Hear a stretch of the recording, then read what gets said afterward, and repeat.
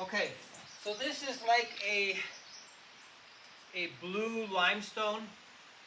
It has a real advantage that it's constantly wet because there's water coming down the hill. And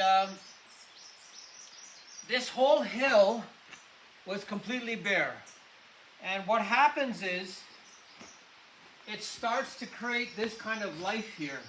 It creates this skin.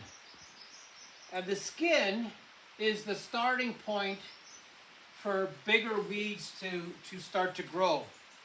And so how you describe this is it's a conditioning process. What it means is that the soil from above runs down, collects, life starts to grow in the smallest form, and before you know it, there's going to be trees on this hill.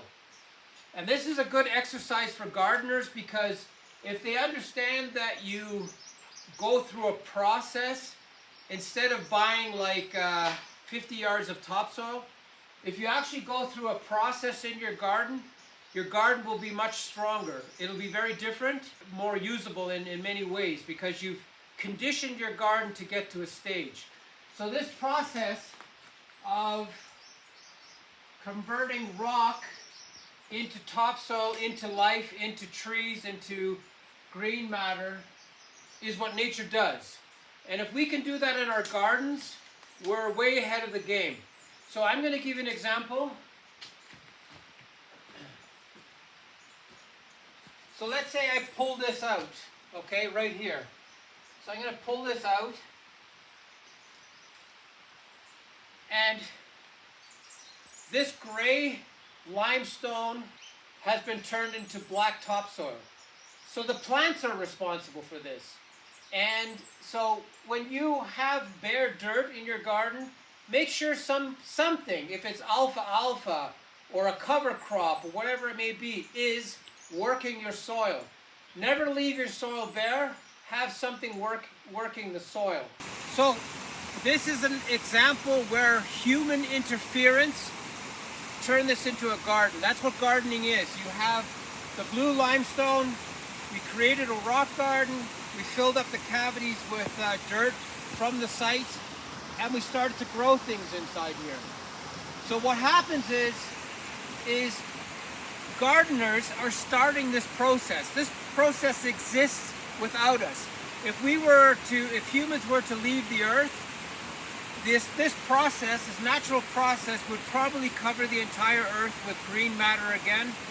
So when you're gardening, make sure you look at this kind of idea where you're saying, okay, how can I get my garden to look after itself? How can I get my garden to generate itself into a new dimension by allowing plants and soil to work together? So what they're doing is they're changing the consistency of the soil to something you couldn't even buy.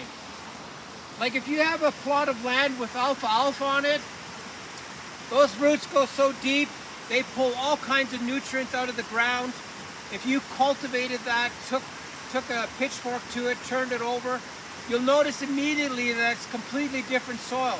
You could start with really crappy soil and end up with something that's absolutely insane for growing stuff. And you've done it locally. You haven't brought in any materials, you haven't done any crazy things, and you haven't spent very much money. So it's a great concept of using what you have and using plant material to cultivate your soil and to improve it. Okay. So this bed was completely covered in alfalfa. We dug it out, and this soil wasn't really good. It's a complete different soil now. It's like it's got texture, it's got surface to it, and it's all thanks to this plant here. These roots go so deep. So this is alfalfa. It's basically spearheaded itself 4 feet down into the ground, sucked all kinds of nutrients up. And what's so beautiful about it is it changes the consistency of your soil. It makes it incredibly workable. And incredibly workable means that the next crop that goes on top of here will have absolutely no problem growing in this. So you don't need to buy topsoil, you don't need to bring in all kinds of material. Just let plant life grow in your soil, your existing soil. And you might sacrifice 6 months, you might sacrifice a year, but get your soil to a state where anything will grow in it. If you do that, it will make a huge difference. And gardening should be more about using what you have than spending all kinds of money to improve what you have. So just a bag of alfalfa seeds has changed this garden soil into something completely different. And it's completely recharged, and you notice the difference immediately. So to stick to this concept where life itself, green life, can do a lot of things for your garden. You don't need to do a lot of it. And use the process that nature provides to create great gardens.